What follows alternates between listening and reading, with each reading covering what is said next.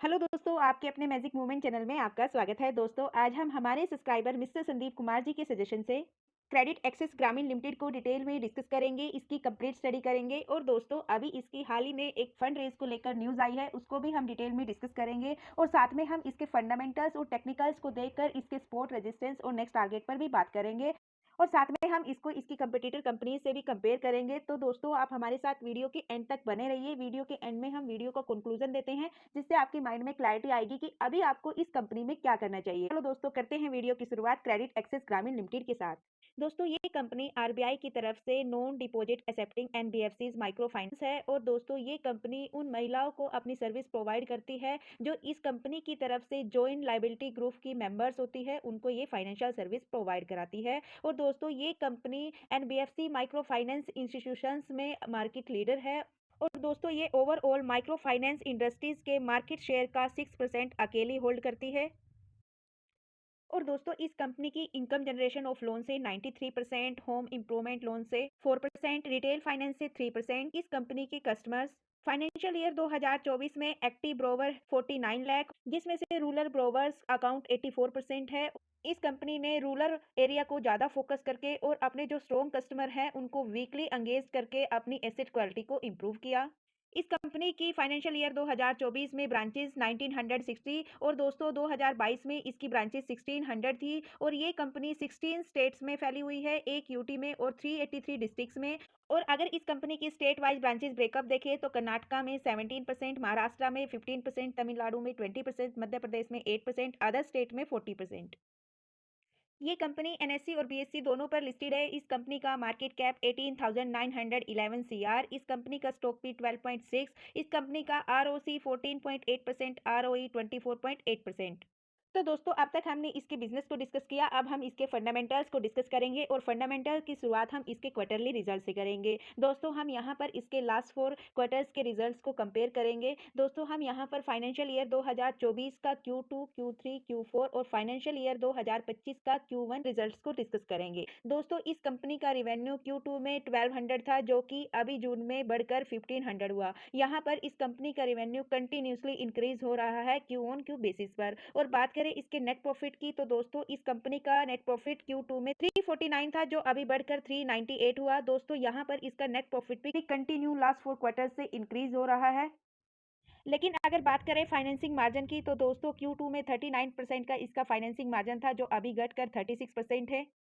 और दोस्तों अब हम चेक करेंगे इसका ग्रोस एनपीए। दोस्तों Q2 में इस कंपनी के पास 0.77% का ग्रोस एनपीए था, जो अभी बढ़कर 1.46% हुआ। दोस्तों ये ग्रोस एनपीए का इंक्रीज होना क्यू ऑन क्यू बेसिस पर कंटिन्यूसली ये कंपनी का एक नेगेटिव पॉइंट है। और साथ में नेट एनपीए Q2 में 0.24% का था, जो अभी बढ़कर 0.45 का हुआ और ये भी continuously Q on Q basis पर इंक्रीज हो रहा है, तो जो कि ये कंपनी का सेकेंड नेगेटिव पॉइंट है। दोस्तों company Q on Q basis पे अपने रिवेन्यू को तो इंक्रीज कर रही है, लेकिन फाइनेंसिंग मार्जिन को डाउन कर रही है और साथ में अपना जीएनपीए और एनएनपीए भी इंक्रीज कर रही है, जो कि किसी भी फाइनेंसिंग कंपनी के लिए एक नेगेटिव पॉइंट होता है। और दोस्तों अब हम डिस्कस करेंगे इसकी एनुअल ग्रोथ को। दोस्तों इस कंपनी का रिवेन्यू 2020 में 1700 सीआर के थे, जो अभी बढ़कर 5100 सीआर के हो चुके हैं। दोस्तों यहाँ पर कंपनी का रिवेन्यू 2020 से अब तक कंटिन्यूसली इंक्रीज हो रहा है और कंपनी का नेट प्रॉफिट 2020 में 335 सीआर के थे, जो अभी बढ़कर 1445 सीआर के हो चुके हैं।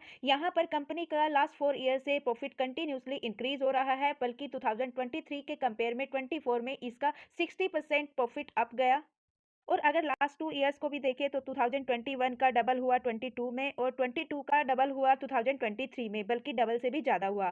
यानी कंपनी के जो प्रॉफिट्स हैं वो लास्ट 3 ईयर से 1.5x की स्पीड से इंक्रीज हो रहे हैं। और अब हम कंपनी की चेक करेंगे बैलेंस शीट और बैलेंस शीट में चेक करेंगे कंपनी के ऊपर डेब्ट कितना है। तो हम यहाँ पर मार्च 2022 से 24 तक का डेब्ट चेक करेंगे। मार्च 2022 में कंपनी के पास 12,921 सीआर का डेब्ट था और जो बढ़कर 2023 में 16,312 का हो गया और 2024 में इससे भी ज़्यादा इंक्रीज हुआ, 21,841 सीआर का हो चुका है। अगर कंपेयर करें इसके मार्केट कैप से तो दोस्तों इस कंपनी का मार्केट कैप 18,911 सीआर का है, लेकिन इससे ज़्यादा कंपनी के ऊपर डेब्ट है, जो कि कंपनी का सबसे बड़ा नेगेटिव पॉइंट है। और साथ में इसका क्यू ऑन क्यू बेसिस पर जीएनपीए और एनपीए भी इंक्रीज हो रहा है। और दोस्तों अब हम डिस्कस करेंगे इस कंपनी का डिविडेंड पे आउट परसेंटेज और साथ में इस कंपनी के सीएजीआर। दोस्तों कंपनी ने अभी तक 2024 में 11% का डिविडेंड दिया। सेकंड लास्ट मंथ 26 जुलाई 2024 को 10 rupees per share dividend declare किया। और दोस्तों इसके साथ साथ इस कंपनी की एक लेटेस्ट न्यूज भी है जो अभी कल शाम को कंपनी ने इन्फॉर्म किया कि कंपनी अभी कैपिटल एंड फंड राइजिंग करेगी। और बात करें इसके सीएजीआर की तो दोस्तों इस कंपनी के स्टॉक प्राइस का सीएजीआर लास्ट ईयर का -17% का था, यानी इसका स्टॉक लास्ट ईयर 17% के साथ डाउन आया। लेकिन इस कंपनी ने 5 ईयर और लास्ट 3 ईयर में डबल डिजिट की ग्रोथ दी स्टॉक प्राइस के सीएजीआर में। और अगर सेल्स ग्रोथ के सीएजीआर की बात करें तो दोस्तों इसके सेल्स ग्रोथ के सीएजीआर में भी डबल डिजिट की ग्रोथ है और प्रॉफिट ग्रोथ के सीएजीआर में भी डबल डिजिट की ग्रोथ है। और कंपनी का रिटर्न ऑन इक्विटी भी 20 से अबव है लास्ट ईयर का। और दोस्तों अब हम चेक करेंगे कंपनी का शेयर होल्डिंग पैटर्न। दोस्तों यहाँ पर हम प्रमोटर्स की होल्डिंग्स को देखेंगे। जून 2023 में प्रमोटर्स के पास 66.77% की होल्डिंग थी, जो अभी घटकर ओवरऑल 66.56% की है। तो दोस्तों यहाँ पर प्रमोटर्स लास्ट 4 क्वार्टर्स में अपनी होल्डिंग को स्लाइटली अप कर रहे हैं, तो कभी स्लाइटली डिक्रीज कर रहे हैं। लेकिन अगर लास्ट 2 क्वार्टर्स से कंपेयर करें, यहाँ पर प्रमोटर्स अपनी होल्डिंग को स्लाइटली डिक्रीज कर रहे हैं। और इस कंपनी में एफआईज की भी होल्डिंग है। एफआईज भी प्रमोटर्स की तरह अपनी होल्डिंग को इंक्रीज और डिक्रीज कर रही है। जून क्वार्टर 2023 में एफआईज के पास 9.55% की होल्डिंग थी, जो सितंबर में इंक्रीज होकर 11 हुई और दिसंबर में 12 हुई। तो दोस्तों लास्ट दिसंबर 2023 से यानी लास्ट 2 क्वार्टर से यहाँ पर एफआईज इसमें प्रॉफिट बुकिंग कर रही है स्लाइटली। लेकिन इस कंपनी में डीआईज का ट्रस्ट है, क्योंकि डीआईज की होल्डिंग जून 2023 में 11.9% थी, जो सितंबर 2023 में बढ़कर 15.78% हुई और दिसंबर 2023 में भी 1% इंक्रीज हुई। लेकिन मार्च में थोड़ी सी स्लाइटली प्रॉफिट बुकिंग आई, लेकिन जून क्वार्टर में फिर से डीआईज ने इसमें बाइंग की। यानी ओवरऑल यहाँ पर डीआईज का इस कंपनी के ऊपर ट्रस्ट है और डीआईज ने इस कंपनी का 16.25% स्टेक होल्ड किया हुआ है। पब्लिक जून 2023 में 11.7% थी, जो अभी घटकर 6.31% हो चुकी। यहाँ पर ओवरऑल पब्लिक ने प्रॉफिट बुकिंग की, लेकिन अगर लास्ट 2 क्वार्टर से कंपेयर करें तो दोस्तों यहाँ पर पब्लिक भी इस कंपनी में बाइंग कर रही है। और अगर इस कंपनी में एलसिस की रेटिंग देखें तो दोस्तों 17 एलसिस में से 88% ने इसमें बाइंग की रेटिंग दी और 6% ने इसमें आउट परफॉर्म करने की रेटिंग दी। बाकी 6% ने इसमें होल्ड करने की रेटिंग। और ब्रोकर्स के जो टारगेट्स है, जियोजीत फाइनेंशियल सर्विस के 1565 के, आर चौकसी की तरफ से 1630 के और आईसीआईसी सिक्योरिटीज की तरफ से 1950 के। ओवरऑल रिटर्न्स की बात करें तो कंपनी जब से लिस्ट हुई है अब तक इस कंपनी ने 180% के रिटर्न्स दिए और इस कंपनी के शेयर का जो लो प्राइस था 242 था, ऑल टाइम हाई 1796 और अभी कंपनी का स्टॉक 1180 रुपीज पर ट्रेड कर रहा है। ये एक स्मॉल कैप कंपनी जिसमें रिस्क मॉडरेट है। स्कोरकार्ड को चेक करें तो दोस्तों इसमें ग्रोथ एवरेज है, प्रॉफिटेबिलिटी भी एवरेज है, एंट्री पॉइंट गुड है, यानी अभी इसका स्टॉक ओवरबोट जोन में नहीं है, अभी हम इसमें फ्रेश एंट्री कर सकते हैं। और दोस्तों इस कंपनी में रेड फ्लैग भी लो है, जो कि कंपनी के लिए एक पॉजिटिव पॉइंट है।